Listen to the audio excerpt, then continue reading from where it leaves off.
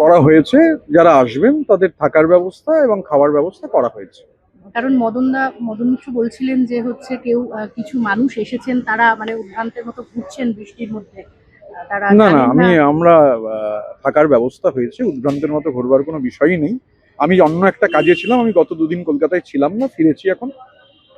তো এটা ব্যবস্থা হয়েছে, যারা দায়িত্বে ছিলেন তারা করেছেন ব্যবস্থা। দাদা 25 লাখ টাকার নাকি কমিশন সুপারিশ না করেছিল কি নয়, মানে হ্যাঁ করেছিল। নিহতদের যাওয়ার জন্য, সেখানে পেয়েছে 2 লাখ টাকা, মানে তৃণমূল এই টাকাটা দেখুন, লুট করেছে, জানতেন?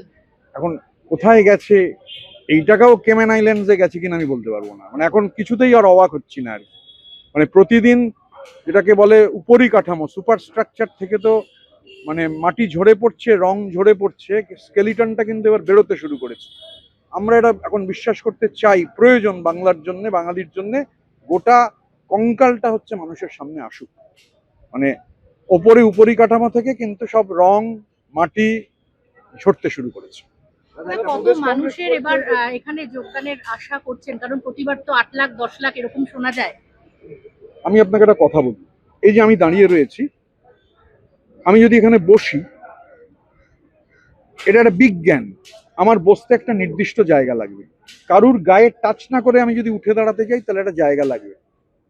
ব্রিগেড প্যারেড গ্রাউন্ড ভরাতে একটা লোকের সঙ্গে আরেকটা লোকের যদি টাচ না হয়, তাহলে ব্রিগেড প্যারেড গ্রাউন্ড ধরাতে 1,29,000 লোকের প্রয়োজন হয়। তো কোথা থেকে এই 8 লক্ষ এখানেও আবার মানে আই ডোন্ট নো। দাদা, সম্প্রতি শোনা গিয়েছে দিল্লির বঙ্গভবনে যখন অভিষেক বন্দ্যোপাধ্যায় বা মমতা বন্দ্যোপাধ্যায় যেতেন, নিরাপত্তা কর্মীদের বিপুল পরিমাণ খাবার দাবার বিল বাকি করে রয়েছে, সেই ক্যাটারার সংস্থাও বিপাকে। আমিও গত 1.5 দিন দিল্লিতে ছিলাম, 1.5 দিনের একটু বেশি। আমিও শুনেছি, আমার সাংবাদিক বন্ধুরা গতকাল সন্ধ্যেবেলাকে আমায় এটা বলছিলেন, আমিও শুনেছি।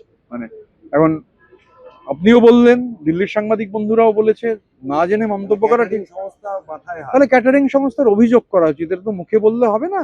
আমি কালকে শুনছিলাম যে কোটি ছাড়িয়ে গেছে, মানে কোটি টাকার ওপর নাকি বাকি। তাহলে সেই ক্যাটারিং, মানে আমারও বকেয়া নেই, আপনারও বকেয়া নেই, যিনি টাকা পাবেন আর যার থেকে টাকা পাবেন, আর এখন অবশ্য সব তো ফ্রিজ হয়ে গেছে, ব্যক্তিগতভাবে দিয়ে দেওয়া উচিত, অনেক টাকা আছে।